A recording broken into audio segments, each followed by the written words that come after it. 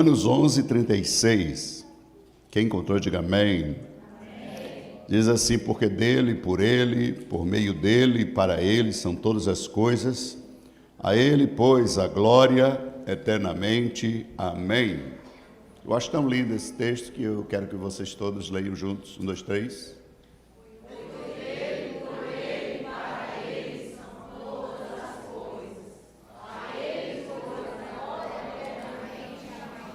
Amém.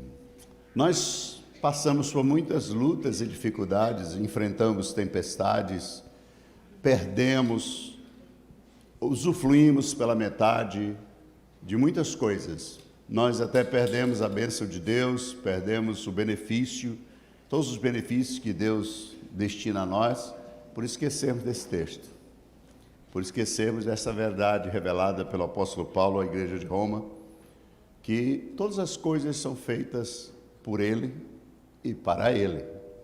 De que tudo que Deus faz, Ele tem um propósito, Ele tem um plano, um projeto.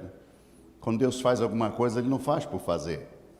Quando Deus faz alguma coisa, Ele faz porque Ele vislumbrou o futuro, Ele esteve no futuro. E Ele já esteve no seu futuro. Inclusive, 2023 já foi visitado pelo seu Deus. E Ele já sabe como é que as coisas vão acontecer até lá. Então Ele já traçou um plano lindo, maravilhoso para a sua vida e para a minha vida.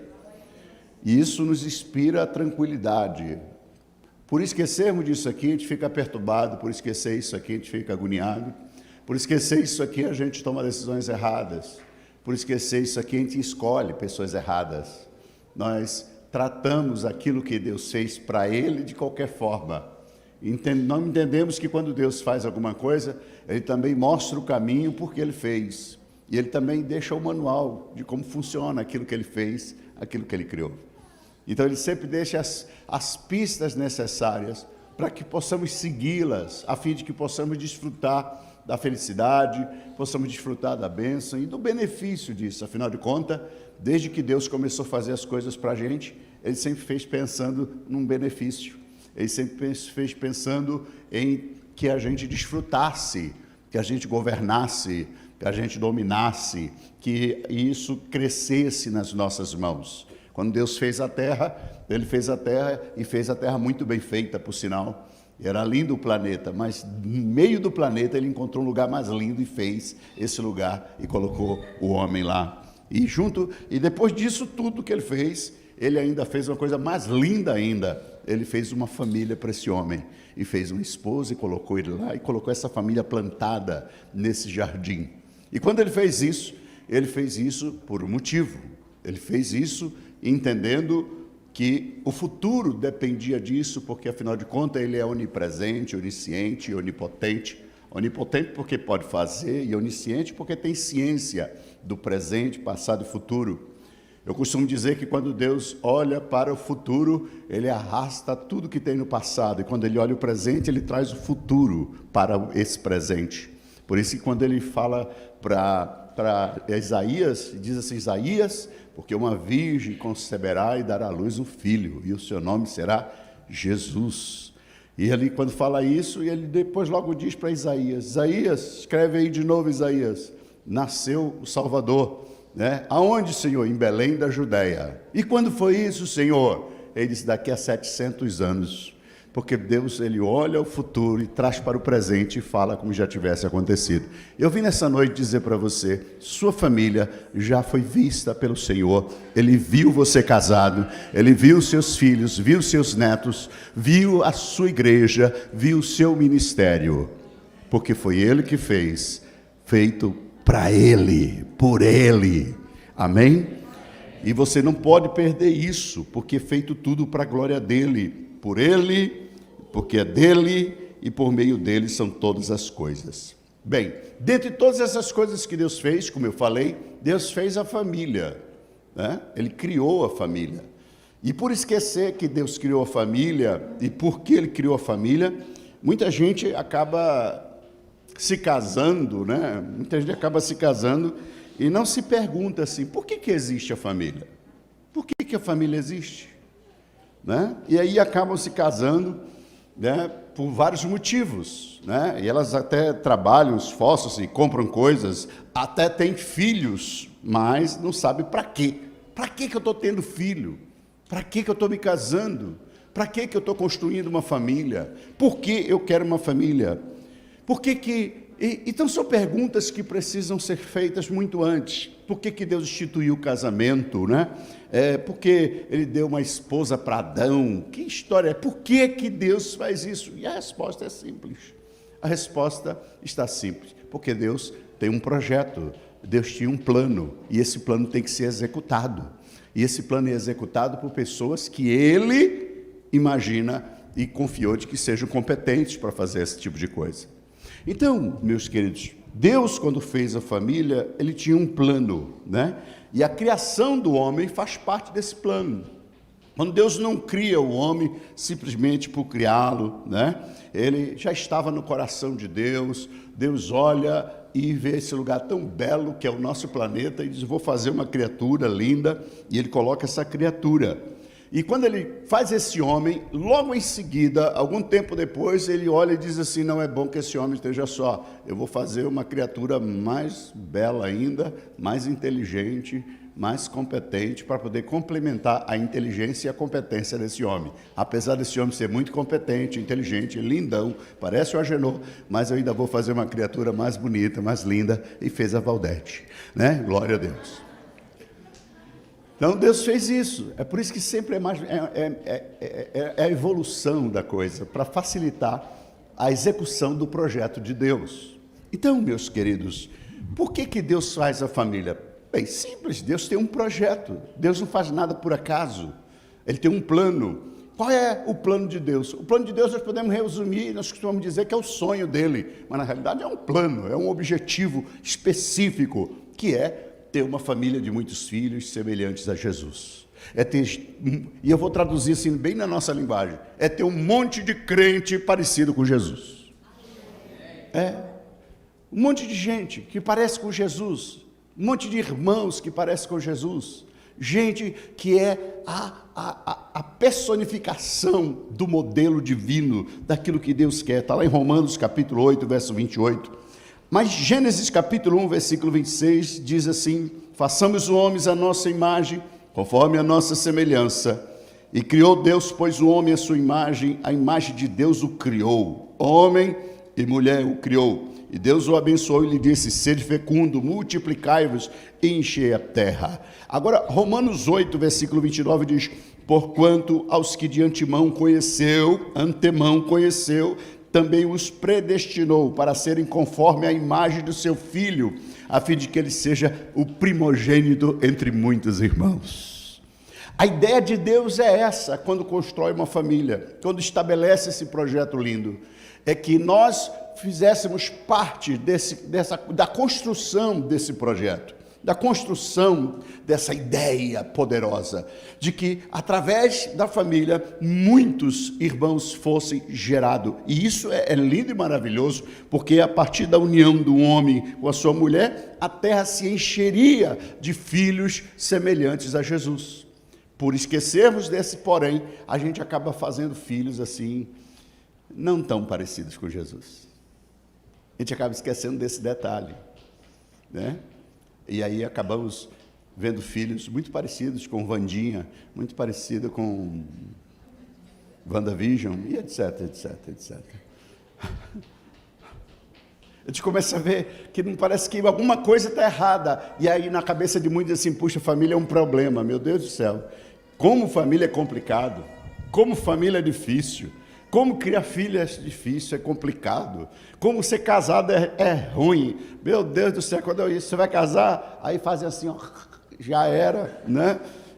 Hoje em dia eu vejo as fotos de casamento, as pessoas vão tirar foto, aí tem uma foto, uma pose, né, que os fotógrafos gostam de fazer, que faz a noiva segurar na gravata do cara e puxar ele assim, né? Como se estivesse enforcando ele, puxando, né? Parece coisas simples, mas que traduzem uma mensagem, uma ideia, um pensamento e um sentimento a respeito daquilo que está sendo feito. Então, querido, quando Deus une o homem e uma mulher, a ideia dele é, quando ele une Adão e Eva, a ideia dele é encher a terra de filhos. Então fala para o irmão do lado, Deus quer que você tenha filhos. Isso. Diga, ele não quer nem saber. Fala assim, ele não quer nem saber da sua conta bancária. E eu também. Porque isso faz parte do projeto, faz parte do plano de Deus. Então, quando Deus faz isso, Ele está dizendo que o homem e a mulher seriam cooperadores do plano dele, desse plano lindo, perfeito, maravilhoso, que não é problema, não é um plano problemático, não é algo complicado, não, é algo bom. O problema é que nós esquecemos que foi para Ele, por Ele e para Ele que foi feitas as coisas. E tudo para a glória dEle, não para a glória nossa, não para a vontade nossa. Então, o homem, ele tem que ser cooperador da formação dessa grande família eterna. Veja bem, aí Deus fez isso tudo lindo, muito maravilhoso, aí, mas aí entrou a missão do pecado, entrou a serpente no meio, o homem caiu, né? E isso foi uma cunha no propósito de Deus. Uma interrupção. Mas quando eu leio a Bíblia, querido, eu percebo que para Deus, como é onisciente, Ele tinha vislumbrado todo esse processo de queda, de fracasso, dessa interrupção do pecado na vida da família, na vida do homem. Ele tinha uma ideia, ele vislumbrou isso lá longe. Então, ele olha para esse homem, e toda vez que você lê a Bíblia, referências com relação à redenção, você vai ver sempre uma expressão, antes da fundação do mundo, o Cordeiro de Deus foi feito antes da fundação do mundo, foi morto, o Cordeiro foi morto antes da fundação do mundo. E ali Deus está dizendo assim, olha, eu já visitei, já estive lá, e eu sei que esse problema aconteceu, e eu já provi a solução para esse problema, o resgate desse problema. Então veja bem, a família foi resgatada pelo Senhor Jesus na cruz do Calvário. O homem foi resgatado. E para quê? Para trazê-lo de volta ao propósito. Trazê-lo de volta ao plano de Deus. E Deus, Ele resgatou na cruz a família. E Ele começou a fazer isso como? Expondo no seu coração, expondo ao mundo também o que Ele planejava. Como isso ia acontecer? E não poderia ser, já que o mundo foi transgredido, já que a humanidade, o DNA da humanidade foi corrompido pelo pecado na família, a família foi a primeira prejudicada, nada mais justo do que ele resgatar a humanidade através da família. E ele pega e escolhe uma família, mas ele começa escolhendo uma moça chamada Maria. E ele escolhe essa Maria e diz, Maria, você foi escolhida porque eu tenho um plano para você, Maria. E essa família, e esse plano inclui você ter uma família, só que vai começar diferente. Essa família vai ser a família de Deus, porque você vai gerar o Filho de Deus. Você vai gerar um filho para Deus. E aí, essa moça está noiva com um rapaz, José. E o José, quando sabe da história, você conhece a história da concepção de Jesus, ele foi gerado pelo Espírito Santo. E quando José sabe disso, o machão dentro dele, né? O machão dentro dele diz, rapaz, eu vou vazar, isso é fria, eu vou embora. Não vou ser coadjuvante nessa história, não, eu vou embora. Só que Deus tinha um projeto lindo para a vida de José. Deus tinha para ele também uma jornada como chefe de família. Ele não seria conhecido apenas como esposo da Maria que gerou um filho para Deus. Ele tinha que ter um papel principal nessa história, como sacerdote, como... Aleluia, irmão, glória a Deus, não está assistindo foto de você aqui? Ele tinha um papel principal como sacerdote, como provedor, como assegurador, aquele que iria instruir o Filho de Deus, aquele que iria orientar o Filho de Deus, para que ele realmente cumprisse o propósito eterno de Deus para a humanidade. E ele então, quando José descobre que Maria está grávida, resolve ir embora, e no caminho Deus pega, atalha o José, e manda um anjo lá de José, vou te revelar um negócio, tem um projeto lindo para a sua vida, José. Fica tranquilo, você não é chifrudo, José. Não foi um chifre que a Maria botou em você.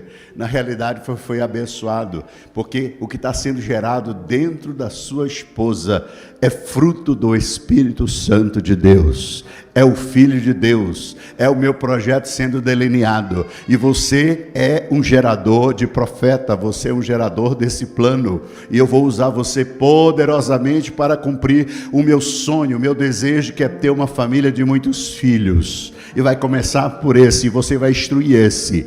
E aí José volta, aceita Maria, e a partir daí José não é mais coadjuvante. José é José, o pai adotivo de Jesus. Ele não tinha filho, mas ele adotou um. E ele está criando esse filho, ensinando esse filho, ensinando a palavra, ensinando os princípios, dando orientação. E ele gera, Jesus nasce. Mas o que eu acho lindo na história de José é o seguinte, é que Jesus nasce, ele educa, ele cresce e cumpre o propósito de se multiplicar na humanidade, mas não parou só aí. Deus continua cumprindo o propósito, porque ele estende isso. Ele gera o filho primogênito dele legítimo, chamado Tiago, que se torna um dos líderes e colunas e baluarte da igreja. Porque é essa a ideia que Deus tem de família. Enquanto estivermos aqui, querido, Deus sempre vai estar trabalhando. Toda vez que Deus une um homem e uma mulher, Ele está de olho não apenas na geração atual, Ele está de olho na próxima geração.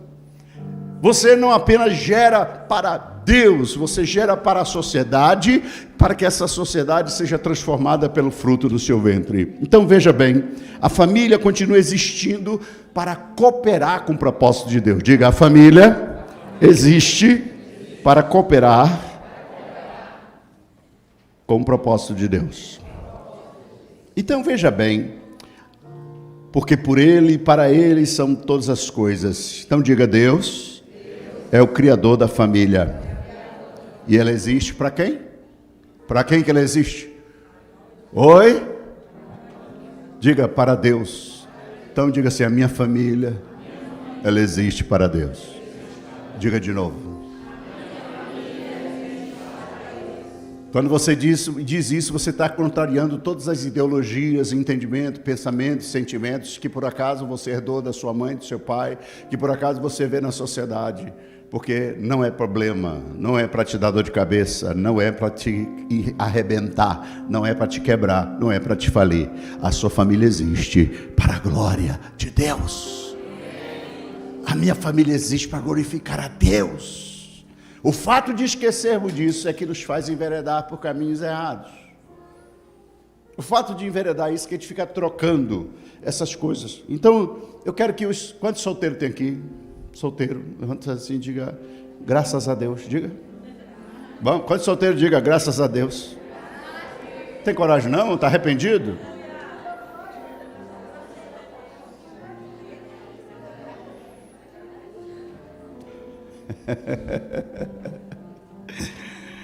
Queridos solteiros, eles devem ter em mente, aí agora você vai gostar, que eles devem se unir em casamento para cumprir o propósito de Deus. Quer ficar solteiro? Amém, fique tranquilo, fica de boa. Mas Deus tem uma proposta melhor para você. Apesar de o solteiro servir a Deus bem, Deus tem uma proposta para você. Case-se. Case-se, mas case-se com a ideia, o pensamento correto. Eu vou me casar para a glória de Deus, para constituir uma família para a glória de Deus. Por não entender isso, as pessoas casam por diversos motivos. Elas criam famílias porque estão solitárias. Criam famílias porque não conseguem ter nada na vida. Elas dizem assim, se eu casar eu vou prosperar. Não deixa de ser verdade, é verdade. Existe prosperidade na aliança. Outros casam porque querem suprir suas necessidades sexuais. Outros casam porque querem os benefícios do casamento, querem ser cuidados, querem que alguém talvez ache que vai lavar sua roupa, que acha que vai fazer comidinha para ele, enfim, essas coisas, fazer cafuné. Mas não é essa a proposta do casamento. Embora tudo isso seja benefício, embora isso tudo pertença, vem de Deus para a nossa vida, não é isso que Deus quer para você. Quando você casar, você tem que dizer assim, eu vou me casar para cumprir o propósito de Deus, para cooperar com o propósito de Deus. eu vou ser o José de alguma Maria, aleluia, ou vou ser a Maria de algum José, porque eu vou cooperar com o propósito de Deus, vou gerar filhos para Deus, para que o propósito dele se cumpra, de ter uma família de muitos filhos, parecidíssimos com Jesus. Quem está entendendo, diga: eu estou entendendo. Agora, para os casais que já existem, querido, você deve lembrar que Deus espera ver em cada um de nós, em cada lar, Deus espera ver o quê? Diga: um Éden. Tem coragem? Diga. O que é que Deus espera ver no nosso lar? Um Éden. Ele quer ver isso. E uma das marcas primeiras do Éden é a santidade. Qual é a primeira marca do Éden? Santidade. Era tudo santo. Santidade. E essa santidade, ela promovia uma coisa, ela promovia obediência. Deus diz: não faça isso, porque eu digo que se fizer, você está lascado. E eles não faziam. A santidade promovia isso, promovia beleza, intimidade, relacionamento. Então, o que Deus espera de cada um de nós, na nossa casa, no nosso lar, é ver um Éden, ou seja, um lugar para reproduzir a imagem do seu Filho Jesus. Que cada casa aqui seja esse lugar, que cada lar aqui, cada família aqui tenha na mente essa ideia, essa proposta de Deus. Minha casa tem que ser um lugar para reproduzir a imagem de Jesus, o Filho de Deus, porque assim eu estarei cumprindo o plano, o propósito lindo, maravilhoso de Deus para a minha vida. Então, todos aqueles que se casam com propósitos diferentes desses, por exemplo, tem gente que se casa com propósitos egoístas, né? E eles, como eu falei anteriormente, priorizando os benefícios do casamento, querem casar por causa dos benefícios do casamento, e não por essa proposta. Dificilmente essas pessoas, escute, dificilmente solteiro, dificilmente será feliz. Muito dificilmente alguém é feliz.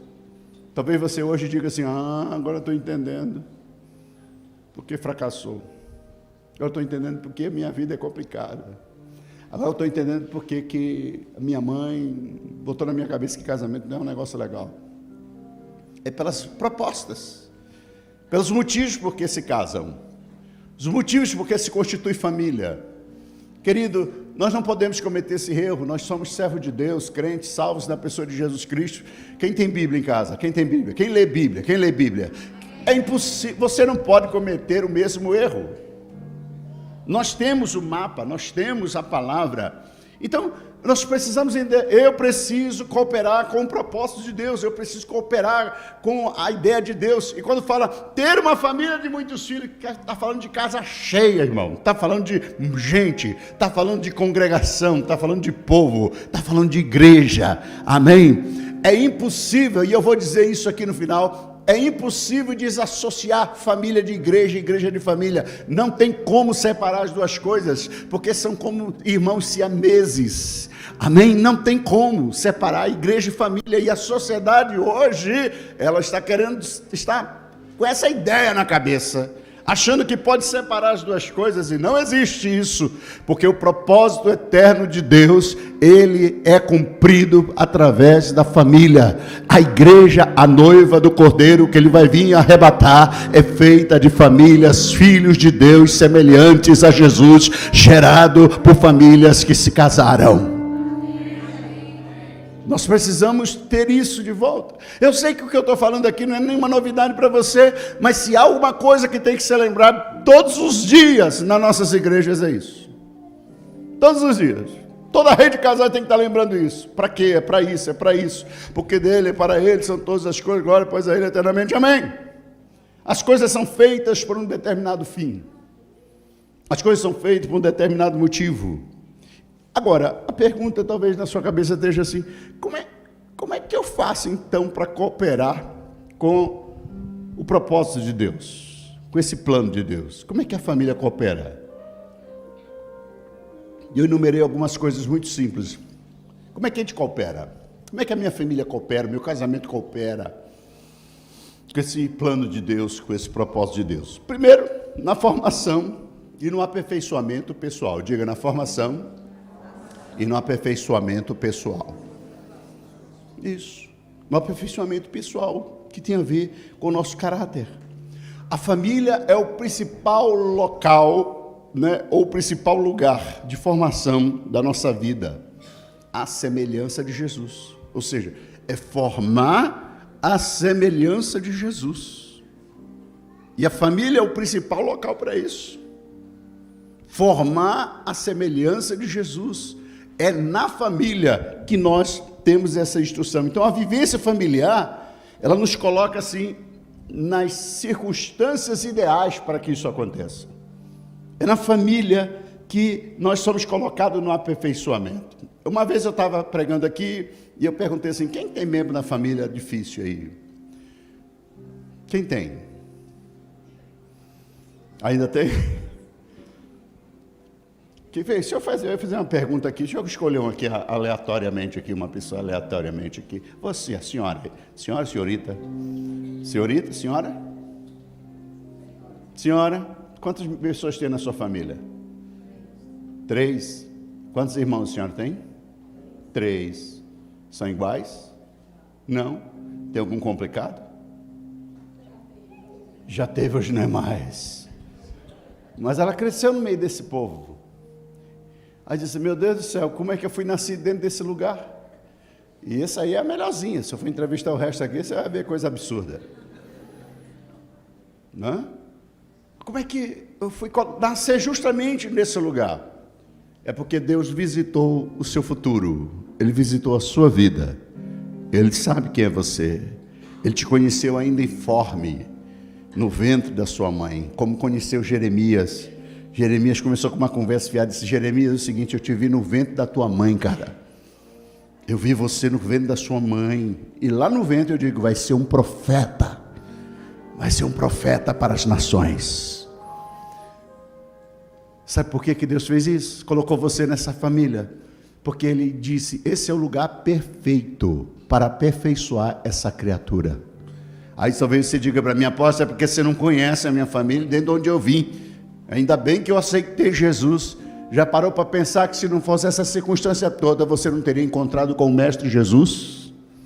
Você não teria se convertido? Hoje você estaria aqui hoje com uma Bíblia na mão, se não fosse todas as circunstâncias? Então, Deus é aquele que transforma a maldição em bênção. É aquele que trabalha a nosso favor, por mais que o diabo entre. Veja bem, enquanto o diabo derruba Adão e Eva, Deus já anteviu tudo isso, e já no futuro ele viu um cordeiro sacrificado, morto, para resgatar essa nação. Por isso que João vislumbra essa meta-história e diz que o cordeiro de Deus que foi morto antes da fundação do mundo. Você precisa compreender que a sua casa e a sua família têm que cooperar com o plano de Deus, porque é o lugar da nossa formação. Na família, o nosso caráter é formado. É porque você não conhece, apóstolo, meu caráter antes de eu vir para cá. Mas é na família que o nosso caráter é formado. E eu estou falando com um crente aqui agora, um servo de Deus. É na família que o nosso caráter é transformado, é formado. É nela que nós aprendemos, por exemplo, a praticar o amor. É nela que nós aprendemos a ser humildes. É nela que nós aprendemos a ter consideração pelo outro. É nela que nós aprendemos a dividir, a repartir. É nela que nós aprendemos a ter sensibilidade. É nela que nós aprendemos a ter bondade, mansidão. Nós aprendemos na família a ter responsabilidade. Nós aprendemos na família a ter disciplina, sujeição, serviço. Nós aprendemos na família, querido, respeitar. É na família que nós aprendemos isso. Mas também nós aprendemos a perdoar, diga amém. Perdoar. Na família também nós aprendemos a confessar. Na família nós aprendemos a nos arrepender. Na família nós aprendemos que devemos fazer. Inclusive na família nós aprendemos a negar nós mesmos. Na família, querido, nós aprendemos a exercer autoridade, amor, corrigir, com graça, sofrer. Na família nós aprendemos a orar. Na família nós aprendemos a confiar em Deus. Então o lar é a escola para cônjuges, pais e filhos. O lar é a escola para formar os filhos de Deus que pertencem à família de Deus. É lá esse lugar. É dessa forma que nós aprendemos a cooperar. Então, Deus vai utilizar a convivência familiar para que o propósito dele seja cumprido. Deus vai usar a convivência familiar, acima de qualquer outra coisa, primeiro para transformar o nosso caráter, para transformar a nossa maneira de ser. É nessa casa que isso vai acontecer. É lógico que, infelizmente, nós sabemos.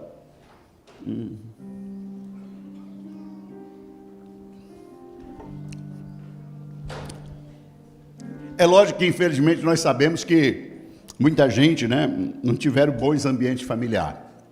Quer ver uma coisa? Quantos aqui, sem vergonha nenhuma, pode dizer que não tiveram um bom ambiente familiar? Levanta o braço. Levanta o braço. Nós sabemos disso. Que muitos vieram de ambientes familiares complicados, esquisitos.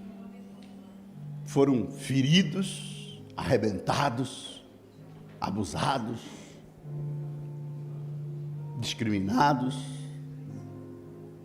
espancados, escorraçados, tá? Então não conviver num ambiente familiar legal, conviver num ambiente familiar de ausência paternal, de ausência maternal, de carinho, de amor, né? Talvez vieram de um lar de pais divorciados, de pais que viu se matando, briga, violência. Eu já contei para vocês que eu sempre lembro, quando eu lembro da minha, lá atrás do passado, eu lembro do meu pai correndo atrás da minha mãe para matá-la. É esse ambiente bacana.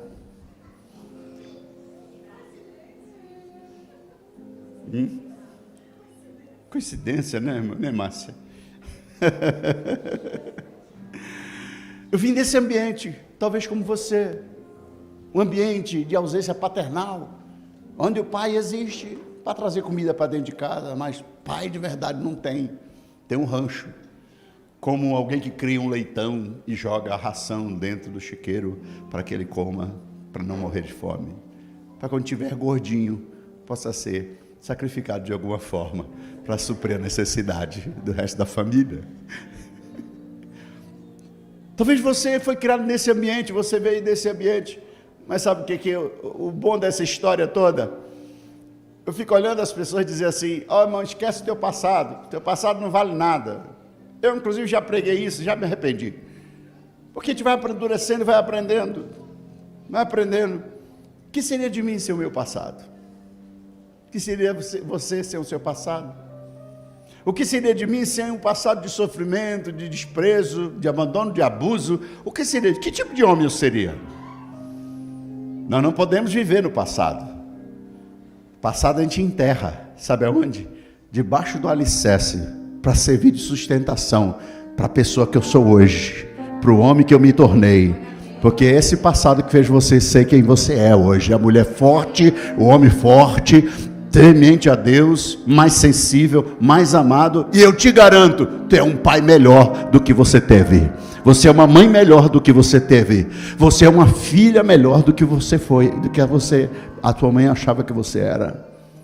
Então eu preciso que você entenda que essas coisas, para você que não teve esse ambiente, né, tão legal que eu citei aqui, você recebeu o reino de Deus. Olha que coisa legal. Você recebeu o reino de Deus. Por causa dessas circunstâncias todas, você foi trazido até a presença de Deus. Alguém te alcançou com a palavra, alguém ministrou o seu coração, o evangelho chegou até você, um filho de Deus, da família de Deus, chegou até você e disse, vem para cá, tem uma família nova aqui para você, tem uma família, a família de Deus, que você vai fazer parte dessa família de muitos filhos semelhantes a Jesus. Por isso você está aqui hoje, por isso você serve a Deus. Você está agora sendo cuidado no ambiente da igreja. Você vem desses lares todos arrebentados, desestruturados, e Deus te traz para cá para ser cuidado, para ser orientado. Aqui você recebe paternidade. Eu vim ter pai de verdade na igreja, irmão. Na igreja. Pastor. Pastor. Eu vim ter pai, sentir carinho, essa coisa de pai assim, já barbudo. Velhão já, coroão. Velhão não, coroão. E me senti como um menino assim, tal, porque alguém está cuidando de mim, alguém está me chamando a atenção, me aconselhando e demonstrando amor e carinho. Aonde? Na família de Deus. Então, apesar de não ter vindo de um lar totalmente estruturado, eu fui alcançado pelo reino de Deus. Você foi alcançado pelo reino de Deus e está aqui. Sabe o que é isso? O plano de Deus se desenrolando na sua história, para fazer de você um pai melhor, uma mãe melhor, para que você tenha uma família voltada para um ambiente de cuidado, a fim de que você se torne um instrumento de Deus nessa geração. Posso ouvir amém? Então a família, ela coopera, a sua família, a minha família coopera no projeto de Deus, no plano de Deus, exatamente na formação pessoal, na formação do caráter. Mas também a família coopera também na criação de filhos. Diga, criação de filhos. E para quem a gente cria filho? Diga, para Deus. Para quem a gente cria filho? Diga de novo, para quem a gente cria filho? Nunca esqueça disso. Por esquecer isso, uma geração de filhos estão sendo criados assim, meio fora do propósito. Toda vez que nós esquecemos que estamos criando filho para Deus, nós arrumamos problema. Nós arrumamos problemas porque nós fugimos do projeto original. Nós fugimos da proposta. Ao criar filhos, queridos, nós estamos cuidando daqueles que Deus quer adotar como filhos. Ou você se esquece que a Bíblia diz que nós que aceitamos Jesus somos todos adotados? Então nós queremos filhos para Deus adotá-los como filhos por meio da conversão. Eles são adotados. Eles recebem a adoção de filhos por meio de Cristo Jesus. Então é para isso que criamos essas pessoas maravilhosas. E aí com um propósito em vista, né? Esse propósito em vista, esse trabalho de criar filho, querido, se torna uma jornada, se torna um propósito. Não é como muitos dizem assim, ai meu Deus do céu, como eu já vi vários dizer assim, eu não quero ter filho não, Deus me livre ter filho, meu filho só dá trabalho, isso é problema. No mundo de hoje ter filhos, sabe o que você está dizendo? Oi, sabe o que você está dizendo? Eu sou uma incompetente, um incompetente. É isso que você está dizendo para Deus. Deus, eu não sirvo para cumprir o teu propósito. Eu não sirvo para fazer parte do teu projeto, do teu plano lindo, maravilhoso. Eu sou incompetente, então não me dá filho, eu não quero saber de filho, não vou criar filho, porque eu sou incompetente. Essa é a sua declaração. A declaração intrínseca daquilo que você diz. Você precisa compreender que na criação de filhos nós contribuímos com essa coisa linda. A pessoa, um ser todo poderoso como Deus, escolhe réis mortais como nós e diz assim, eu quero que você me ajude, eu quero que você coopere comigo, aleluia, porque a minha família é gigante e você vai me ajudar a construí-la. Então crie para mim filhos, parecido com esse modelo que eu vou te dar aqui, Jesus. Isso deveria ser um privilégio, ser considerado um privilégio. Criar filhos, ou melhor, ter filhos e criá-los, e instruí-los e educá-los, é uma jornada, um propósito, que nós que temos famílias devemos colocar na nossa mente, no nosso coração, e agradecemos a Deus todos os dias por isso. Criar filho, querido, já pensou? Ensinar a lavar, ensinar a passar, trabalhar, para o sustento diário, tudo isso que a gente faz deve ser para Deus. Eu ensino meu filho a trabalhar para Deus. Eu ensino meu filho a exercer alguma função para Deus. Isso faz parte. Por que você acha que Jesus aprendeu a ser carpinteiro? Quem ensinou Jesus a ser carpinteiro? Quem ensinou Jesus a ser carpinteiro? E por que você acha que José ensinou Jesus a ser carpinteiro? Pensa. Você acha que, tem gente que pensa que porque Jesus é o Filho de Deus, ele já nasceu sabendo tudo. Já nasceu sabendo a Torá de cor. Já nasceu sabendo fabricar cadeira. Não, amado, ele nasceu humano. Ele é Deus, mas é o verbo encarnado. É um ser que se desenvolveu normalmente como os nossos filhos. Até porque crente não nasce. Crente é formado. Amém? Crente é gerado. Os filhos de Deus são quem gera? Quem gera? O Espírito Santo. Quem gera é o Espírito Santo de Deus. Mas, bem, Jesus foi gerado pelo Espírito Santo. Amém? Mas quem instruiu Jesus foi José, o sacerdote. É ele que orienta ele a ser humano.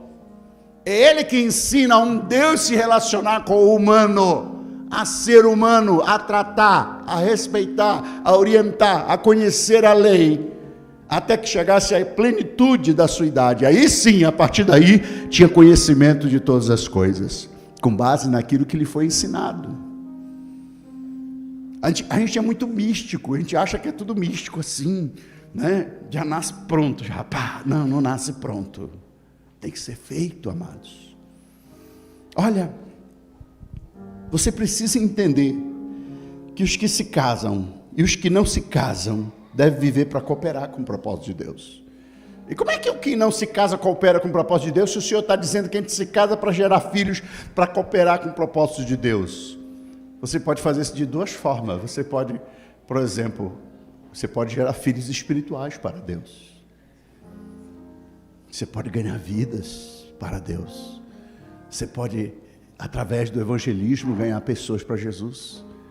Quem ganhou uma alma esse ano aqui? Levanta a mão. Quem já ganhou uma vida esse ano aí? Levanta a mão. Olha aí, alguns filhos foram gerados. Solteiros ganharam almas para Jesus, foram gerados. Não se casaram, está solteiro, mas está gerando filhos para Deus. Porque quando Paulo escreve aos Efésios, no capítulo 2, ele fala de duas famílias, a família celestial e ele fala da família espiritual. E tem uma terceira família que é a família humana. Você precisa entender que nós temos que fazer a obra de Deus. Não existe desculpa para não fazermos, né? E aí talvez você pergunte, como é que ficam os casais que não têm filho? Que não podem gerar filhos? Apóstolo, talvez você não goste do que eu vou dizer para você. Mas você pode adotar. Você não quer ter filho?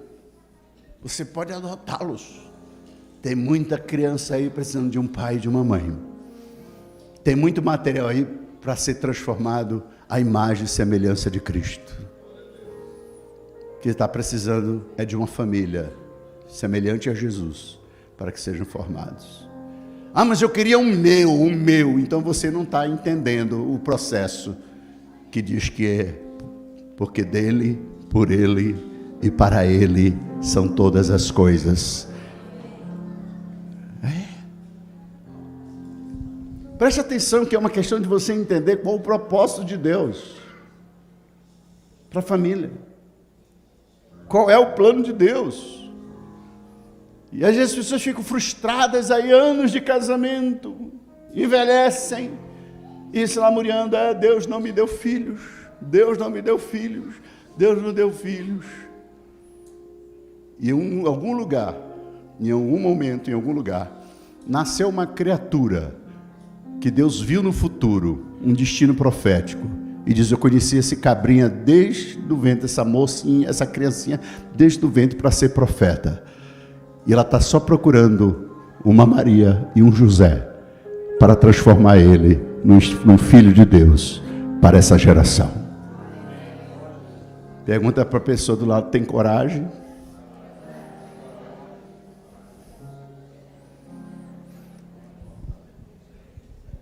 Quando eu falo que algumas pessoas casam com propósitos egoístas, eu estou falando desse tipo de coisa. Para que eu quero? Eu preciso entender para que eu estou fazendo, para que eu estou executando. Eu estou falando com a igreja aqui. Então,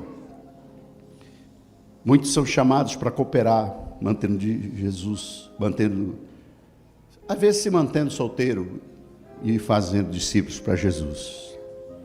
Jesus casou, sim ou não? Oi? Jesus casou, sim ou não? Não, não casou. Então eu vou ficar igual Jesus. Não, irmão. Jesus não casou simplesmente porque ele ainda vai casar. Está até noivo, né, Márcia? Está até noivo. Mas aqui na terra ele não fez isso. Casar para quê? Ia ficar só 3 anos aí. Alguns anos ia embora já. Ia deixar uma viúva, um bocado de filho aí sozinho. Não. Então, querido, como é que a igreja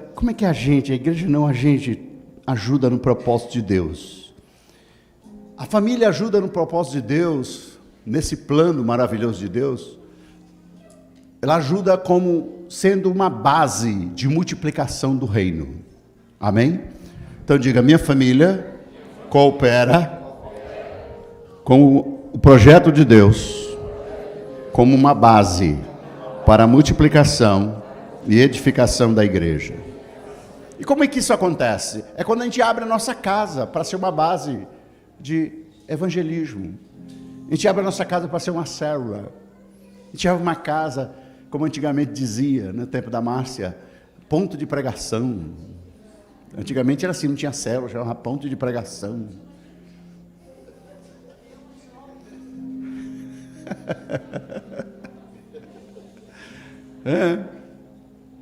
Mas a gente abre uma célula, abre a sua casa para ser um lugar onde as pessoas têm a chance de encontrar-se com Jesus, de se encontrar com o propósito de Deus, de se encontrar com a verdade de Deus. Então, querido, na família, todos, o marido, a esposa, os filhos, deve ser levado a ser discípulo. Então, esse é o grande problema, é que nós não temos, muitos não têm esse entendimento. Seu filho é um discípulo, sua filha é um discípulo, marido, você é um discípulo, esposa, você é um discípulo, todos têm que ser levados a isso. Então, quando eu abro a minha casa para ser isso, eu então estou cumprindo o propósito de Deus. Tem gente que tem abandonado a família, por exemplo, porque quer desassociar o ministério da família. Então, ele não faz o ministério por causa da família, ou abandona a família por causa do ministério. Eu coopero no projeto de Deus, no plano de Deus, tendo um entendimento sensato e bíblico do que representa essa cooperação, exercendo o ministério do reino de Deus. Eu não posso abandonar minha casa por causa minha família por causa do ministério, e também não posso abandonar o ministério por causa da minha família. Sabe por quê? Não existe essa desassociação. Não existe isso, essa separação. A gente tem uma mente muito compartimentada, né? A gente gosta de compartimentar as coisas da nossa vida. Quer ver?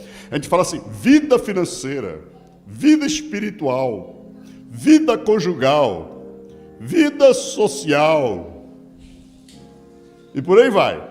Vida sexual, aí lá dentro do casamento, vida sexual, vida romântica. E vai compartimentando as coisas. Sabe para quê? Para a gente ter uma desculpa para se eximir da responsabilidade. Mas nós não procuramos verificar o que o manual diz. O que a Bíblia diz acerca disso. Deus não faz essa compartimentalização. Para Deus é uma coisa só. É tudo junto. É tudo junto. Deus chamou Moisés, lembra no capítulo 3, Deus chama Moisés para libertar o povo dele, ministério. E aí, no capítulo 4, se eu não me engano, lá pelo versículo 24, depois que tem aquela conversa, aquele bando de desculpa, que não dá, não sei, não dou conta, e não sei o que, Deus convence ele e acaba que ele vai. E ele sai para fazer a obra, ele sai para cumprir o ministério.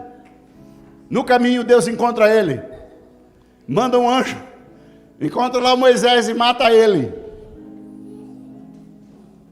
Deus mandou o cara que ele acabou de chamar para o ministério para matar.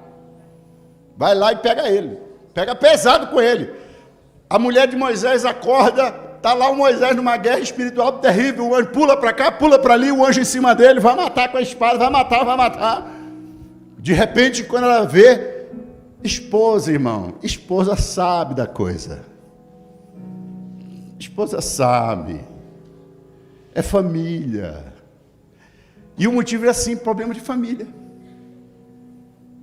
A mulher pega a faca, vai lá, vai em cima, pega o Gessinho, coitado. O Gessinho estava lá deitado, ela foi lá, pegou o bilauzinho do Gessinho e cortou o prepúcio dele, circuncidou ele na hora. E o anjo foi embora. Acabou a agonia. Acabou a tribulação. Acabou. Qual era o problema?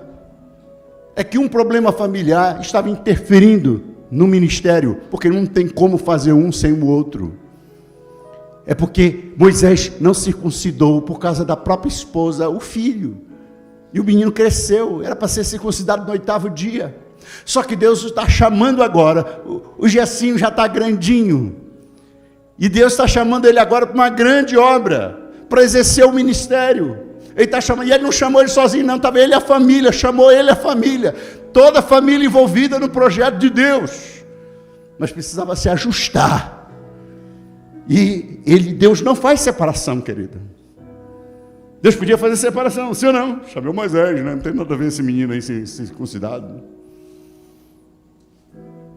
O que eu quero dizer para você, tire da sua cabeça essa ideia que o diabo está usando para roubar as famílias da igreja de cumprir o plano de Deus e o propósito de Deus para essa geração. Não tem como desassociar ministério. Então você não pode abandonar o ministério porque não vou cuidar da minha família. E também não pode abandonar a família para cuidar do ministério. Tem que ser junto. Por isso que ele diz: quem não cuida da sua casa, como cuidará das coisas de Deus? Porque assim eu estarei cumprindo o propósito de Deus. Então eu creio, querido, que esse problema pode ser resolvido quando nós reconhecemos que fomos criados para sermos integrais em Deus, ou seja, Ele não nos vê por área, mas Ele nos vê por completo. Amém? Deus não nos vê por área. O fracasso familiar dentro da igreja, eu acredito que ser por isso. Porque a gente acha que Deus vê uma coisa, a gente compartimentado. Não, Ele nos vê por um todo, Ele nos criou como ser integral. Talvez isso não seja agradável a você, mas é isso que Deus quer que você ouça nesta noite. Então, pelo amor de Deus, desperte, acorde, porque senão a família se perde. Ou nós envolvemos a nossa família no ministério, ou nós envolvemos a nossa família na obra de Deus, como um todo. Como eu disse no início, não tem como desassociar a igreja de família e família de igreja. Não tem como. Infelizmente as pessoas estão muito assim, achando isso lindinho. Minha família em primeiro lugar, minha família em primeiro lugar, e a igreja vai ficando para lá. Você vai chorar depois, porque você está privando a sua família da parte essencial desse corpo maravilhoso chamado família, o Espírito. É aqui que ela toma conhecimento. Aqui é o suporte para a tua família, o suporte para a tua casa, o suporte para o teu casamento, é a igreja. É aqui que nós nos aproximamos dos princípios, aqui que nos aproximamos dos projetos, aqui que nós nos aproximamos da vontade de Deus, aqui que Deus fala, é aqui que temos comunhão uns com os outros, e o sangue de Jesus nos purifica de todo pecado, é aqui que nós nos confortamos uns aos outros, aqui que nós nos edificamos uns aos outros, é aqui que a sua família, os seus filhos veem modelos além daqueles que ele vê em casa, é aqui que eles percebem a importância da comunidade, da comunhão, é aqui que eles percebem a importância da grandeza de Deus, da importância que Deus tem, da importância da igreja na família. Não tem como ter família saudável sem igreja. Não tem como. Pode dar celular, iPhone, carro, pode dar o que você quiser para o seu filho. Sem igreja não vai. Ele não vai fazer parte do projeto de Deus. Então diga: eu, mesmo que você não tenha, diga: eu crio filho para Deus.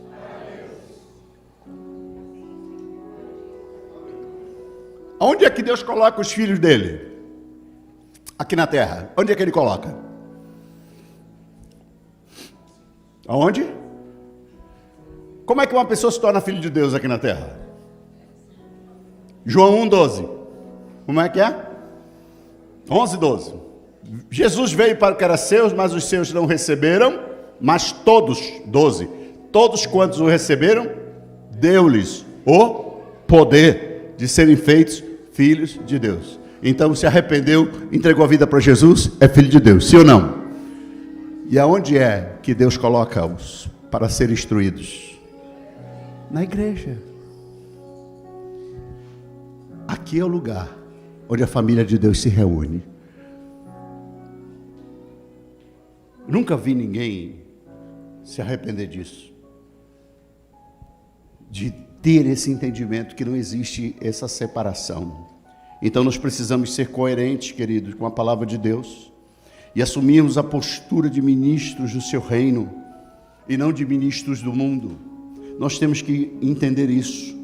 Então Deus tinha algo para realizar e Ele escolheu a sua família, escolheu a minha família. Amém? O que você precisa acertar com a sua família para que o seu sacerdócio avance, além das paredes, precisa ser acertado. Eu não sei o que tem que acertar no seu casamento, o que tem que acertar na sua casa, mas por favor, acerte. E Deus esses dias está chamando você para acertar, para que o seu sacerdócio avance, para que o seu ministério cresça, para que os seus filhos se alinhem. Amém? Igual Moisés e a mulher dele, teve que alinhar-se a que Deus queria. Enquanto não alinhou, não estava preparado para fazer a obra de Deus. Posso ouvir amém? Amém. Fica de pé em nome de Jesus.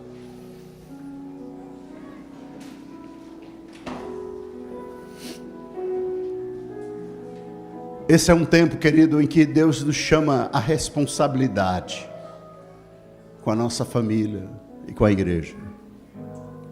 Família e igreja. Nós não podemos caminhar com um caminhar perneta, sabe? Uma perna só. O projeto de Deus envolve você, sua casa, seus filhos. Talvez você olhe para o seu filho e não tenha a noção do quem é o seu filho, sua filha. Quem são os filhos que Deus te deu? Você precisa compreender, e eu vim dizer para você, Deus tem projeto com os nossos filhos.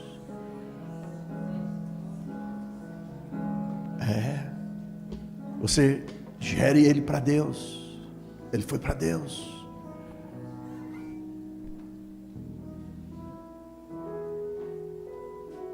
Se há alguma coisa que Deus tem compromisso na terra, querida, é com a nossa família.